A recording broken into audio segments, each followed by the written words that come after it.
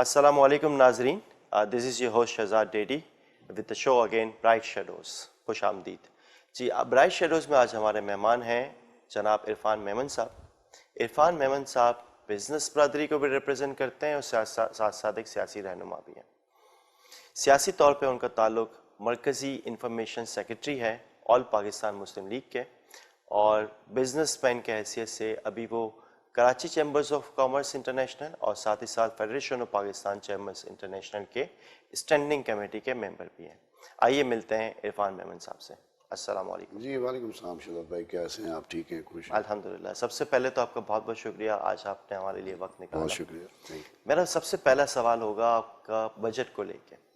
आप बिजनेसमैन के हैसियत से आपके क्या तासुरात हैं और एज अ पॉलिटिकल लीडर आपके क्या तासुरात हैं? एक जनरल कोई कमेंट्स आप दीजिए, उसके बाद इसको देखिए, माजी के अंदर भी बजट हमने बड़े देखे, बड़ी हुकूमतों के बजट्स आए माजी में, और मैं समझता हूँ कि यहाँ पे ये जो इस दफ़ा हमारा 2021 का जो बजट है, वो खान साहब ने इसको फ्रेंडली बजट का एक नाम दिया है। मैं इसको फ्रेंडली बजट नहीं कहूँगा, मगर मैं इसको बहुत बेहतर बजट कहूँगा।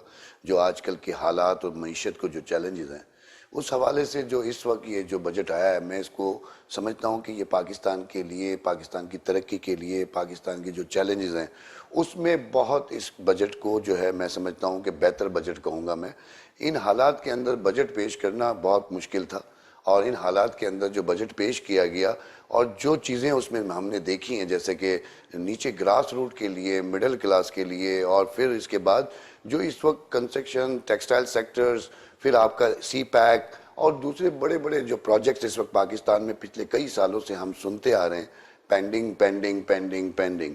तो मैं समझता हूँ कि ये खान साहब का एक बजट, इस दफ़ा का जो 2021 का बजट है, शौकत अजीज़ जो शौकत तरीन स्कोरी में शौकत अजीज़ कह रहे हैं, शौकत तरीन साहब ने जो बजट दिया है, बड़ा कॉन्फिडेंस के साथ बजट दिया है, और उनके कॉन्फिडेंस को आप देख सकते हैं। कल अपोजिशन ने बड़ा शोर शराबा किया और बहुत सारी कोशिशें की गई कि ये जो बजट दिया गया है, ये फ्रेंडली बजट, एक नाम दिया गया, फ्रेंडली बजट नहीं है।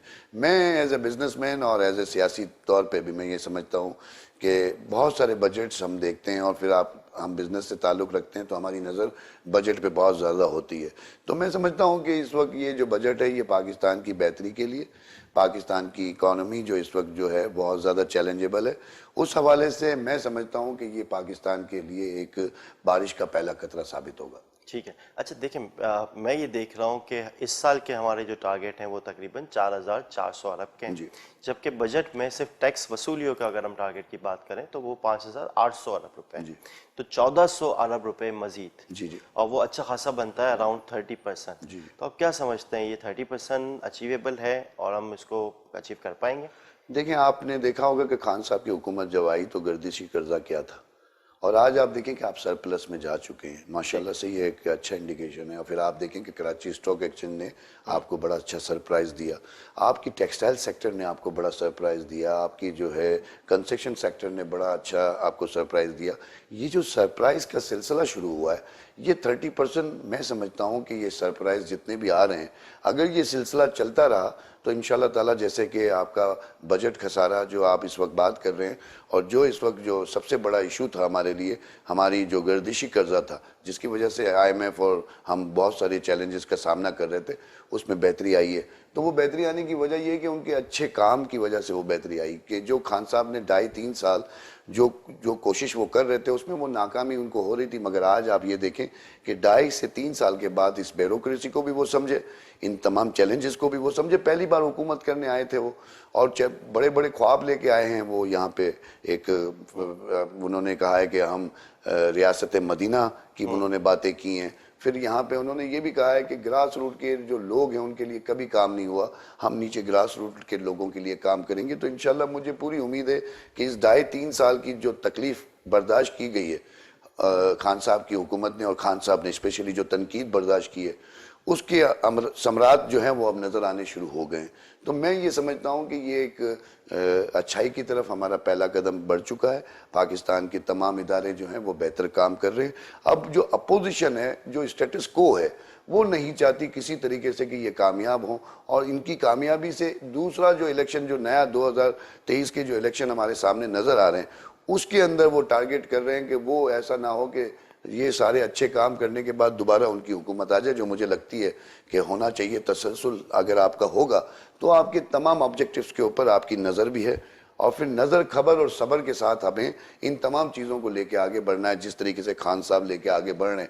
آپ دیکھیں کہ کتنی تنقید ہو رہی ہے ان کے خلاف, مگر وہ برداشت کر رہے ہیں کیونکہ وہ اسپورٹس مین ہیں. میں سمجھتا ہوں کہ تنقید تو ان کی رگوں میں گھسی ہوئی ہے, ان کو کوئی فرق نہیں پڑتا. انہوں نے جو غلطیاں کی, انہوں نے آ کے پورے قوم کے سامنے وہ غلطیوں کو دہرایا, بتایا کہ میری یہاں غلطیاں ہوئی ہیں, میری یہاں کمزوریاں تھیں, میں نے یہ ایکسپیکٹیشن کی تھی, نہیں ہو سکا. یہ ایک لیڈر کی پہچان ہوتی ہے. پھر آپ یہ دیکھیں کہ دنیا میں جب وہ ریپرزینٹ پاکستان کو کرتے ہیں تو ماضی کے حکمرانوں سے کافی بہتر وہ ریپرزینٹ کر رہے ہیں. ابھی میں دیکھ رہا تھا ان کا انٹرویو, جب امریکہ وہ گئے تھے تو ان کو جو امریکہ کے ایک بڑے چینل نے انٹرویو لیا تھا ان سے کہا کہ آپ نے امداد کے بارے میں کیا بات کی. انہوں نے کہا کیا مطلب امداد کے بارے میں, ہم کوئی یہاں امداد لینے نہیں آئے. تو یہ ایک بہت اچھا ایک جو سلسلہ چلا ہے کہ ہم بہت زیادہ ہم اس بات کے اوپر ہماری جو ہے وہ لوگ جو ہے وہ ہمیں یہ کہتے تھے کہ آپ امداد کے لیے امریکہ جاتے ہیں اور لوگوں کے سامنے کشکول لے کے بیٹھے ہوئے ہیں. تو یہ کشکول جو ہے میں سمجھتا ہوں یہ پاکستان کی امیج کو بہت ڈسٹرب کر رہا تھا. خان صاحب نے ان کو کہا کہ ہم یہاں پہ اپنی برابری کے لیول پہ کام کرنے آئے. امریکہ ہو یا دنیا کا کوئی بھی ملک ہو, پاکستان ایک آزاد ملک ہے. پاکستان کی فورن پالیسی آج پاکستان کے اندر بن رہی ہے. پاکستان کے تمام ادارے جو ہیں اس وقت وزیر اعظم کے ماتحت کام کر رہے ہیں. تو میں سمجھتا ہوں کہ یہ ایک اچھا سائن ہے کہ جس بھی کوئی بھی ملک ہو دنیا میں, ہمیں اس کے ساتھ برابری کے لیول پہ بات ہم اس وقت کر سکتے ہیں جب ہم ایڈ کے لیے نہیں, ٹریڈ کے لیے جائیں. وہاں ٹریڈ, ہر دنیا کے اندر تمام ممالک ایک دوسرے سے ٹریڈ کرتے ہیں اور ٹریڈ میں دونوں طرف فائدہ ہوتا ہے. ٹریڈ ایکسپورٹ کرنے والا بھی, امپورٹ کرنے والا بھی, دونوں طرف ان کو فائدہ ہوتا ہے. تو میں سمجھتا ہوں کہ یہ اچھا سائن ہے, اور میں سمجھتا ہوں کہ اس میں ہماری عوام کو, جو وہ ہمیشہ کہتے ہیں کہ گھبرانا نہیں ہے, تو آج میں آپ کو کہتا ہوں کہ خان صاحب صحیح کہہ رہے ہیں کہ اب آپ کو گھبرانا نہیں ہے. جہاں آپ نے 3 سال خان صاحب کو دیکھا ہے, وہاں اگلے 2 سال بھی آپ دیکھ لیں گے تو انشاءاللہ آپ کو اگلے الیکشن میں ووٹ دینے میں آسانی ہوگی انشاءاللہ. جی, جہاں کشکول کی بات آئی تو ایک جو اس گورنمنٹ کی ایک ڈیولپمنٹ ہے روشن ڈیجیٹل اکاؤنٹ, جی یعنی بالکل. ہمارے ہی لوگوں کا جی جو جی اوورسیز پاکستانی ہیں اسی کو ہم نے اٹریکٹ کیا, اور ماشاءاللہ سے مور دین $1 بلین آلریڈی ہم اٹریکٹ کر چکے ہیں, اور اس دفعہ کے جو ٹارگیٹس نظر آ رہے ہیں وہ کہ $1.5 ارب کے ہیں. اس حوالے سے آپ کے کیا کمنٹس ہیں؟ اور یہاں میں آپ کو تھوڑا سا ایک اور بھی چیز بتاؤں, جب بھی ہم قرضہ لیتے ہیں ہمیں قرضہ واپس بھی دینا ہوتا ہے, تو جب یہ واپس دینا ہوگا اس وقت بھی آپ کیا دیکھتے ہیں اس حوالے سے؟ دیکھیں میں آپ کو ایک بات بتاؤں, جیسے کہ آپ نے روشن ڈیجیٹل کی بات کی, یہ ایک اچھا ایک ڈیسیزن ہے ہمارے اوورسیز کے لیے, لوگوں کے لیے. دیکھیں پاکستان کے اندر اوورسیز جو پاکستانی ہیں ان کا بہت بڑا احسان ہے ہم پہ کہ وہ اتنا روپیہ اگر نہ بھیجیں, اگر اتنا پیسہ اپنا نہ بھیجیں, اور یہاں پہ اب انویسٹمنٹ ہو رہی ہے. دیکھیں روشن ڈیجیٹل کے ذریعے پیسے کی تحصیل جو ہے وہ آسان کر دی گئی ہے. لوگوں کو بینک سیکٹر کا استعمال کرنے کے لیے, پہلے تو آپ کو پتہ ہے یہ منڈی وغیرہ اور تمام دوسرے ذریعے استعمال کیے جا رہے تھے, جس سے پاکستان کو بہت ڈیمیج کیا گیا. پاکستان کا بزنس مین اب کم از کم اس بات کو سمجھتا ہے کہ وہ اب اس طریقے سے آگے بڑھے جس طریقے سے ایک تقاضے ہوتے ہیں اس کے, صحیح ہے نا. دوسرے طریقے جو استعمال کیے جاتے تھے اس سے پاکستان کو بھی نقصان ہوتا تھا اور اس بزنس مین کو بھی نقصان ہوتا تھا. تو میں یہ سمجھتا ہوں کہ پاکستان کا جو اوورسیز ہے وہ ہمارے سر کا تاج ہے, اور وہ محنت کر کے وہ پیسہ یہاں بھیجتا ہے. ان کے لیے جتنی سہولتیں آپ دے سکتے ہیں میرے خیال سے وہ کم ہوگی, کیونکہ دیکھیں یہاں اور پاکستان میں بڑا فرق ہے. وہاں آپ کے لوگوں کو 12 گھنٹے 18 گھنٹے کام کرتے ہیں. ہماری وہاں کے جو فورن لوگ جاتے ہیں, اتنا آسان نہیں ہوتا, بڑی محنت کرتے ہیں. وہاں پہ گھنٹوں کے حساب سے کام کیے جاتے ہیں. تو ہماری جو نوجوان نسل ہے وہ ساری بیچاری وہاں جا کے محنت کرتی ہے. جو فیملیز وہاں پہ رہ رہی ہیں وہ محنت کر رہی ہیں, جو کاروبار کرنے والے لوگ ہیں وہ بھی محنت کر رہے ہیں. وہ محنت کا پیسہ یہاں پہ جتنا آسانی سے آ سکتا ہے اس کے لیے اگر ذریعہ بنایا گیا روشن ڈیجیٹل, تو میں سمجھتا ہوں کہ یہ اچھا سائن ہے. اس سے آگے جانے کی بات کریں آپ, یہ تو ابھی میں کہہ رہا ہوں کہ یہ پہل ہے. آپ جتنا ان کو جو ہے وہ کوشش کریں گے کہ فلیکسیبل کریں اور فیسیلیٹیٹ کریں, تو وہ آسانی سے وہ پیسہ بھی یہاں آئے گا. اور پاکستان, آپ کو بتاؤں کرونا کی وجہ سے پوری دنیا میں بزنس نہیں تھا, واحد پاکستان تھا جو پاکستان بزنس بھی کر رہا تھا. اللہ کی مہربانی تھی کہ کرونا کی ہمیں ڈیمیج بہت کم ہوئے, ہمیں اللہ نے بڑا کرم کیا. اور آپ یہ دیکھیں کہ کنسٹرکشن سیکٹر کے اندر دیکھیں، ٹیکسٹائل سیکٹر میں بے روزگاری حد سے زیادہ بڑھ چکی تھی. ٹیکسٹائل سیکٹر فیصل آباد جو آپ کا مانچسٹر کہلاتا ہے، آپ وہاں پہ دیکھیں کہ وہاں پہ بے روزگاری حد سے زیادہ بڑھ چکی تھی. آج دوبارہ سے وہ فیکٹریاں بڑھنی شروع ہو گئیں، انڈسٹریاں دوبارہ آباد ہونی شروع ہو گئیں. ایک ایک انڈسٹری 2,000 2,500 ملازم رکھ رہی ہے. آپ یہ ان امپلائمنٹ ختم کرنے کے لیے جتنا ان کو سہولتیں دیں گے اتنا ہی آپ کی بے روزگاری ختم ہوگی. اب آپ سی پیک کی بات اگر میں یہاں پہ کروں تو سی پیک جو اس وقت نئے چیزیں جو ہمارے سامنے آ رہی ہیں، اور سی پیک آپ کے لیے جو بجٹ کے اندر جو سی پیک کے لیے جگہ دی گئی، بلوچستان کے لیے جو والیوم دیا گیا ہے، یہ بے انتہا میں سمجھتا ہوں کہ بہت ضروری تھا. اور یہ جو سی پیک ہے یہی پاکستان کی ایک معاشی جو اس وقت میں سمجھتا ہوں کہ جو آگے جتنی بھی پرابلمز ہیں اس کا حل بھی ہے. جتنا آپ بہتر سی پیک کو کریں گے اتنا ہی پاکستان کے قرضے بھی جلدی سے نیچے جائیں گے، پاکستان کی بے روزگاری بھی کم ہوگی اور پاکستان کی اکانومی بوسٹ کرے گی. اس کی سب سے بڑی مثال اسٹاک ایکسچینج ہے کہ اسٹاک ایکسچینج نے اپنی پرفارمنس دکھا دی.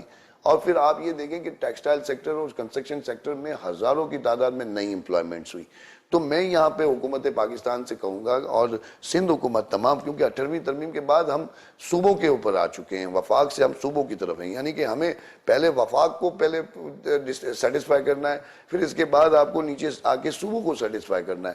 میں یہ سمجھتا ہوں کہ صوبوں کو بھی چاہیے کہ حکومتیں اس وقت بزنس کمیونٹی آپ کے لیے ایک واحد حل ہے کہ جس کو لے کے آپ اپنی اکانومی بیسٹ کر سکتے ہیں. تو میرا خیال ہے کہ یہ ایک اچھی طرف پاکستان اب آگے بڑھ رہا ہے اور ہمیں تنقید تعمیری ضرور کرنی چاہیے، مگر تنقید برائے تنقید نہیں، تنقید برائے تعمیر کرنی چاہیے. آپ کو لگتا ہے گورنمنٹ اور بزنس برادری جو ہے وہ ایک ساتھ ایک پیج پہ ہے اس وقت؟ پرابلم ضرور ہیں، پرابلمز کہاں نہیں ہیں، پوری دنیا میں پرابلمز ہوتی ہیں، مگر حل طلب پرابلمز ہیں. یہ ایسا نہیں ہے کہ یہ کوئی راکٹ سائنس ہے. اس کے اندر آپ کی گورنمنٹ کے اداروں کو چاہیے کہ بھائی آپ پاکستان کیسے بنا؟ بزنس کمیونٹی نے پاکستان بنایا، آج بھی بزنس کمیونٹی پاکستان چلا رہی ہے. ان امپلائمنٹ ختم کون کرے گا؟ آپ کی بزنس کمیونٹی کرے گی. اور اسی طریقے سے آپ کی اکانومی بیسٹ جتنے بھی جو انڈیکیٹرز آپ ابھی اچھے دیکھ رہے ہیں اس کو کس نے کیا؟ بزنس کمیونٹی نے کیا. تو آپ بزنس کمیونٹی کو فیسیلیٹیٹ کریں. آپ کے پاس فیڈریشن ایک اتنا بڑا، آپ کے پاس ایک گھر پڑا ہوا ہے، آپ کے پاس چیمبر موجود ہے. یہ سارے وہ لوگ ہیں جو بزنس آئیکونز ہیں اور یہ پاکستان کے تمام ایشوز کو، چیلنج جتنے بھی ہیں ان کو سالو کرنے کی صلاحیت رکھتے ہیں. تو آپ کو چاہیے کہ آپ کوشش یہ کیجئے کہ جب بھی اس قسم کے ایشوز آتے ہیں یا کوئی ڈیزاسٹر ہو تو بزنس مین، کبھی کوئی پرابلم آ جائے بزنس مین، بارش آ جائے بزنس مین، کوئی خدا نہ خواستہ کوئی پاکستان میں حادثہ، قدرتی حادثہ ہو جائے تو بزنس مین. آپ ارتھکوئک میں دیکھیں بزنس مین، بارشوں میں دیکھیں بزنس. تو یہ تمام تر جگہوں پہ جب آپ بزنس مین کو دیکھتے ہیں، بزنس مین کی طرف دیکھتے ہیں، تو پھر پاکستان کی اکانومی کو جو بوسٹ اپ دینے والی جو قوم ہے، بزنس کمیونٹی، اس کو آپ کیوں نظر انداز کر دیتے ہیں؟ کیوں آپ اپنے فیصلہ کرنے سے پہلے ان کو کانفیڈنس میں نہیں لیتے؟ اصل تو وہ لوگ ہیں کہ جو آپ کی اکانومی کو بیسٹ کریں گے، آپ کی بے روزگاری کو ختم کریں گے. تو آپ کو چاہیے کہ آپ بزنس کمیونٹی کو، جو اس وقت ہماری فیڈریشن اور چیمبر ذمہ داریاں نبھا رہی ہیں، ان کے لوگوں کو آپ آگے لائیں، ان کو آپ اپنے مشورے کے اندر لیں اور پھر اس کے بعد آپ فیصلہ کریں. دیکھیں میں آپ کو شہزاد بھائی ایک بات بتاؤں، آپ کسی بھی وفاقی وزیر کے یا کسی صوبائی وزیر کے کہنے پہ دکانیں کیوں بند کریں گے؟ آپ دکانیں بند اگر کرنی ہی ہیں یا کوئی آپ کو بائیلوز اپنا بنانا ہی ہے تو آپ اس ادارے کے بڑے کو ان ووٹ لیں.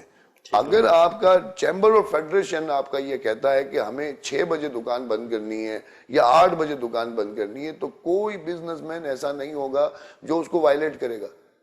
اس کی وجہ یہ ہے کہ آپ کی سرپرستی جو ہوتی ہے وہ آپ کے گھر کے بڑوں سے ہوتی ہے. ہمارے گھر کے بڑے کون ہیں؟ بزنس کمیونٹی کے چیمبر اور فیڈریشن. تو ہم اپنے بڑوں کی بات مانیں گے یا ہم ان کی بات مانیں گے؟ پھر جو یہ 2 انچوں کی مسجدیں بنا کے بیٹھے ہوئے ہیں، میں اس کے بڑے خلاف ہوں. میں سمجھتا ہوں کہ یہ ون روف آنا چاہیے اور ون روف ڈیسیزن ہمیشہ جو ہے وہ آپ کے لیے جو ہے فائدہ مند ثابت ہوتا ہے. جب قوم کو آپ ایک چیز کی طرف لے کے جانا چاہتے ہیں تو آپ اس کے تقاضے تو پورے کریں. کوئی کہتا ہے 6 بجے بند کر دیں، کوئی کہتا ہے 8 بجے بند کر دیں، پھر جب بھی مراد علی شاہ کی مرضی آتی ہے 2 دن بڑھا دیتے ہیں. کورونا سے کوئی اپوائنٹمنٹ ہے ان کا؟ یا کوئی ایگریمنٹ ہے ان کے ساتھ, ایسا نہیں ہوتا. تو یہ جو چیزیں ہم نے دیکھی ہیں کورونا کے اندر, بڑی ہی عجیب اور بڑی ہی مختلف چیزیں نظر آئیں, جو کہ میں سمجھتا ہوں کہ سوالیہ نشان ہے. دیکھیں پاکستان کی اکانومی جو ہے وہ پاکستان کا بزنس مین ہی بہتر کر سکتا ہے.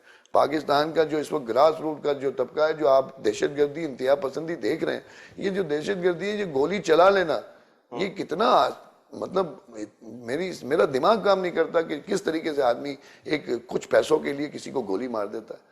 آپ یہ دیکھیں اس کے پیچھے جائیں, وہ کیا ہے, ایسی کیا وجہ ہے.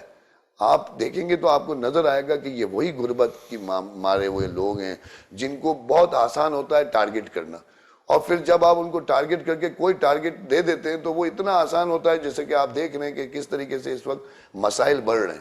آپ دیکھیں کہ دہشت گردی کے اندر اضافہ ہو رہا ہے, آپ دیکھیں کہ اسنیچنگز کے اندر اضافہ ہو رہا ہے, لوگ اس وقت اپنے آپ کو محفوظ نہیں سمجھ رہے, بینکیں لوٹ رہی ہیں. اسی طریقے سے میں سمجھتا ہوں کہ ہمیں ان تمام چیزوں کے اندر یوتھ کے لیے, ہماری آنے والی نسل کے لیے, ہمیں ان کے ہاتھ سے وہ اسلحہ لے کے وہ قلم دینی ہے جس سے وہ لکھ کے پاکستان کے تمام پرابلم حل کر سکتا ہے انشاءاللہ. اچھا, یہ غریب عوام کے حوالے سے اس گورنمنٹ نے جو منیمم ویج تھا وہ 17,000 سے بڑھا کے 20,000 کر دیا. کیا یہ 20,000 کافی ہے؟ ویسے تو بڑا خوشان لگتا ہے کہ 17,000 سے 20,000, لیکن اب کیا سمجھتے ہیں اس کو مزید زیادہ ہونا چاہیے؟ دیکھیں میں آپ کو ایک بات بتاؤں کہ عمران خان صاحب جو ہے نا, وہ اصل میں گراس روٹ کے لیڈر ہیں. ٹھیک ہے, وہ ایلیٹ کلاس کے لیڈر نہیں ہے, وہ زمینی لیڈر ہیں. تو آپ دیکھتے ہیں کہ ان کی تمام پالیسیاں جو ہوتی ہیں وہ گراس روٹ کے لیے زیادہ ہوتی ہیں. اور یہ دوسری بات ہے کہ ان کے آنے کے بعد سب سے زیادہ پرابلم گراس روٹ کو ہوئی ہے, نیچے کے طبقے کو بڑی پرابلمز ہوئی ہیں. مگر جب 35-40 سال کی جو ایک گند تھی, اس کو صاف کرنا نوٹ ایزی جاب. لوگ پتہ نہیں عمران خان سے اتنی ایکسپیکٹیشن زیادہ کیوں رکھ رہے ہیں. اتنی زیادہ ایکسپیکٹیشن رکھتے ہیں تو پھر ٹائم بھی آپ دیں ان کو. جب آپ ان کو ٹائم دیں گے تو وہ کام کر سکیں گے. کوئی الادین کا چراغ تو ہے نہیں کہ پاکستان کی اکانومی کو وہ پورا صحیح کر دیں گے. آپ نے ان کو دیا گیا تھا, جب وہ اس ملک کی قیادت انہوں نے سنبھالی تو ان کی سوچ تو کچھ اور تھی کہ میرے 100 لوگ جو ہیں وہ معیشت کے چیمپئن ہیں, وہ پورا مسئلہ حل کر دیں گے. مگر وہ معیشت کے چیمپئن ماڈل چینج ہوتا رہا, اوپنر چینج ہوتے رہے, پھر بالر چینج, چوتھا فائنانس منسٹر ہے. So what. میں کہتا ہوں کہ یہ چیزیں تو ہوتی ہیں.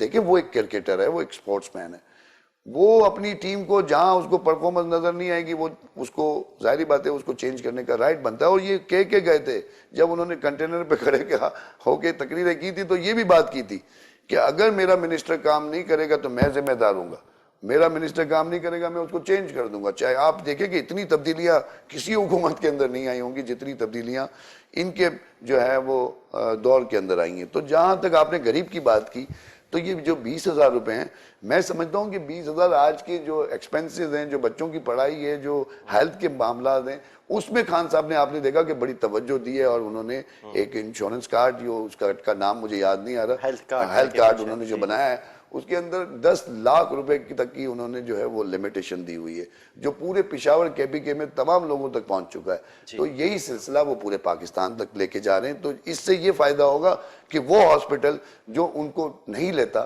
اس حوالے سے کہ پیسے دیں گے کہ نہ دیں گے, تو وہ ان کے پاس ایک انشورنس کارڈ ہوگا جس سے آپ کی ہاسپٹلز اور تمام اس قسم کی ٹیکنیکل چیزیں بھی آپ کی اضافہ ہوگا. آپ یہ دیکھیں ہاسپٹل بھی, تو آپ یہ دیکھیں کہ کورونا کا ایک مریض جو ہوتا ہے وہ 1 لاکھ سے 1.5 لاکھ روپے اس کا ایک دن کا خرچہ ہے, ایکسپینس ہے اس کا, وہ کہاں سے کرے گا. تو میں نے پہلے بھی اپنے انٹرویوز میں یہ کہا تھا کہ ہمیں ان غریبوں کے لیے جو بیچارے اس باتوں کو نہیں پہنچ پا رہے, اپنی پرابلمز کو حل نہیں کر پا رہے, ان کے لیے ایسی مرادیں آنی چاہیے. اور خان صاحب اس پہ کام کر رہے ہیں. میری پوری امید ہے مجھے ان کی ذات سے کہ وہ ایک کریڈیبل انسان ہے.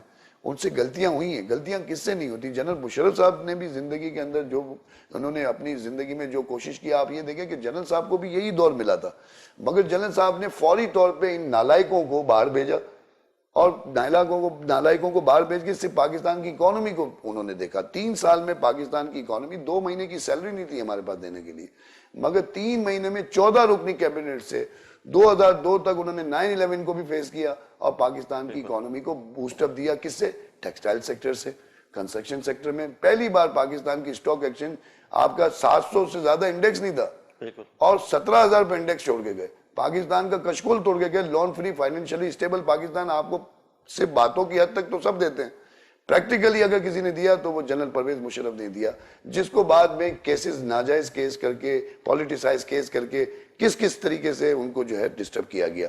اگر آج بھی میں کہتا ہوں اللہ کرے کہ ان کی صحت بہتر ہو جائے، ان کی طبیعت بہتر ہو جائے اور وہ چاہتے ہیں کہ اس ملک کے لیے کچھ کرنا، مگر میں یہاں پہ حکومت پاکستان کو کہوں گا کہ آپ ان کے تجربے سے فائدہ اٹھائیں، ان کے ایکسپیرینس سے فائدہ اٹھائیں کہ انہوں نے کس طریقے سے پاکستان کو اس بھنور سے نکالا جو ایک اتنا برے طریقے سے یہ ہم پھنسے ہوئے تھے اس وقت، مگر پاکستان کو 9/11 پھر ارتھ کوئک پھر سیلاب اس قسم کے قدرتی حادثات بھی آئے، مگر اس کے باوجود پاکستان کی اکانومی بیسٹ اس لیے رہی کہ کریڈیبلٹی تھی۔ جب آپ کی کریڈیبلٹی ہوتی ہے تو پھر آپ کا گراس روٹ کا جو نیچے کا آپ کا سٹاف ہوتا ہے وہ بھی بےمانی کرنے سے پہلے 10 بار سوچے گا کہ میرا مالک جو ہے وہ ایماندار ہے۔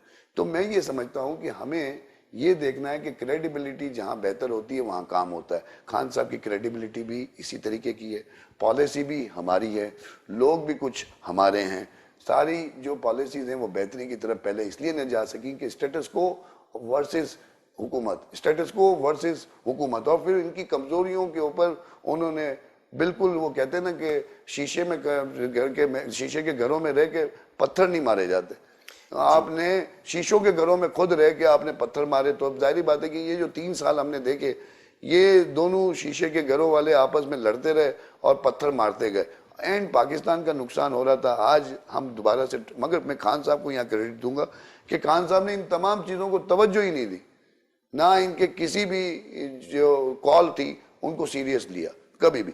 یہ ریاست کے چیلنج کوئی ایک عمران خان کی طرف آپ دیکھ کے اگر آپ سمجھتے ہیں کہ پورے ہو جائیں گے تو نہیں ہو سکتے۔ ان کی ٹیم میں کمزوریاں آپ نہیں دیکھ رہے، ان کی ٹیم میں کتنی کمزوریاں ہیں، بار بار چینج کی جو آپ نے بات کی وہ کیوں کرتے ہیں؟